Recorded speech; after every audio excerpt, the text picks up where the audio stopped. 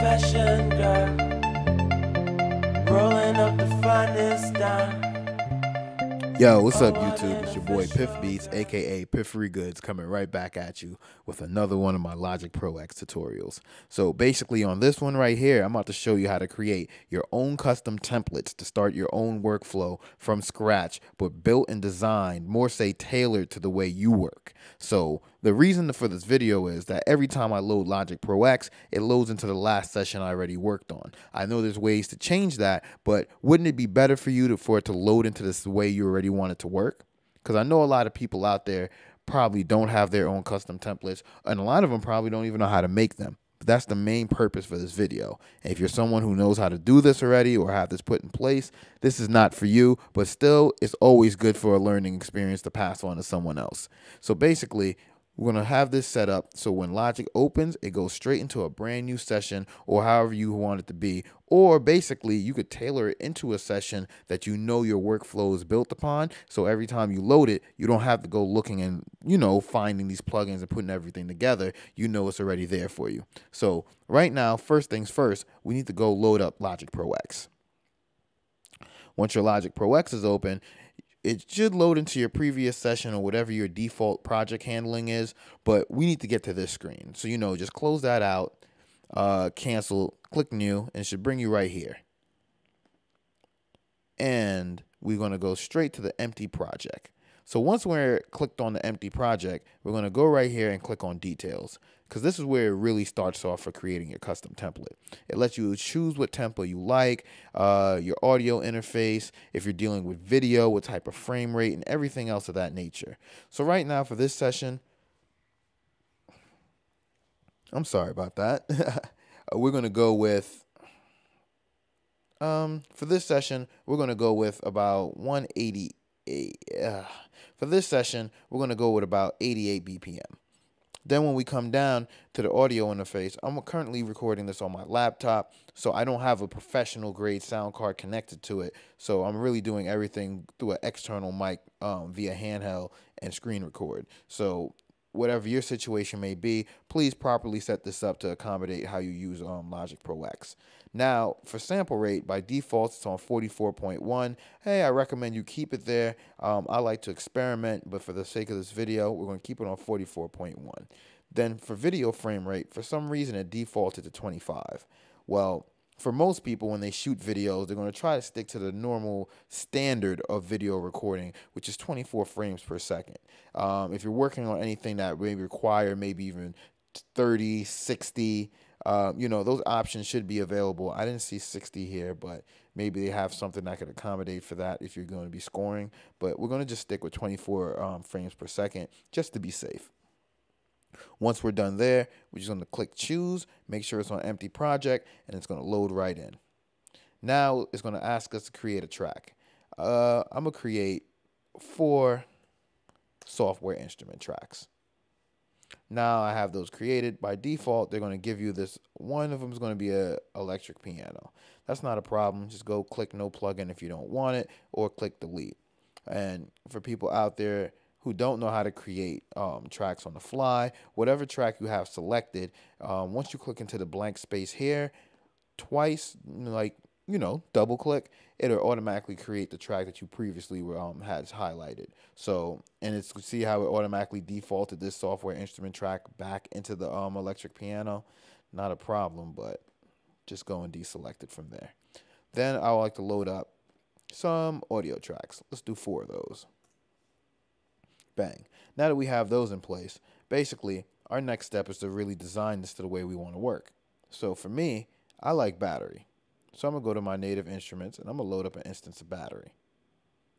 Once battery is loaded into place, I'm going to go ahead and I'm going to load in an instance of Omnisphere, because I know for a fact that's just these are just the 2 main tools in my day-to-day production. I'll be doing a more in-depth video about plugins a little later on. So, stay tuned to subscribe, because I'm pretty sure you wouldn't want to miss that one. So we're going to go here, Omnisphere, stereo, we're good to go. Basically, you could build on this as much as you want. In the template I'll be including, I'll have all, it'll be already pre-designed with a few, instrument effects and all that stuff on it. But you could also take that off, work around it, build it to the way you want. That's what I highly suggest. Close this out. Then we're going to go right here, and this is what's going to really put it in motion. Save as template. So say, for instance, we're happy with what we just created, or if you're following this video and you're designing it to the way of your liking, once you're done, you don't save it regularly. Make sure you save it as template. Once you save it as template, it's going to save it into your project template folders. It's going to give you the option to name it. Let's name this workflow. That's pretty good. Once that's saved off, you should be good to go. Close this out. Don't save because we didn't make any music, so we have nothing to save. Then we're going to click New. By default, it's going to load into whatever your project handling is. We're going to cancel on that so it could bring us right back to this screen. And we're going to go to My Templates. So we're going to look for the template we just created, workflow. We're going to choose it, and it's going to load into that. Now, everything we just put together for that template that's going to be, tailored to our specific workflow is going to come together right here. So we have our battery, we have our Omnisphere, 4 audio tracks, tempo set to our liking, and if anything else we wanted to do, we could do it.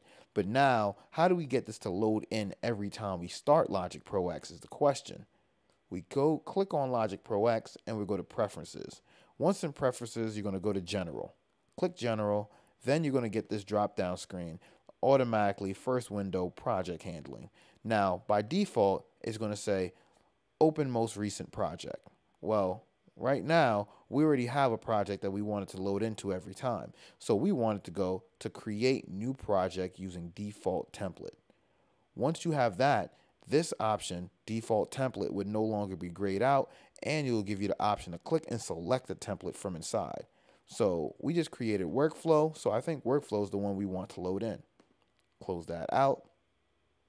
Then we're going to go ahead and close Logic Pro X out. Don't save. We didn't create any music. So once Logic Pro X is closed out,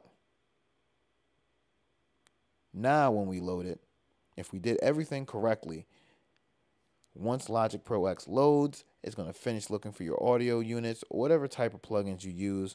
Then it's going to automatically see that you already set to put together a template for when it loads, and you made sure it was accessible through your project handling, and it's going to load straight to it.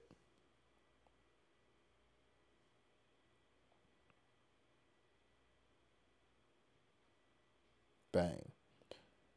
It's going to give us the option to save right here, save as workflow. No, we could leave this untitled. When we start creating, then we could put something together. But as you can see, now we just basically showed you a step-by-step to create your own project template for Logic Pro X, and how to auto load it for your next session every time you load up. So if you found this video helpful or informative, please don't forget to subscribe. And don't forget to like and comment as well. Let's build a discussion inside the comment section.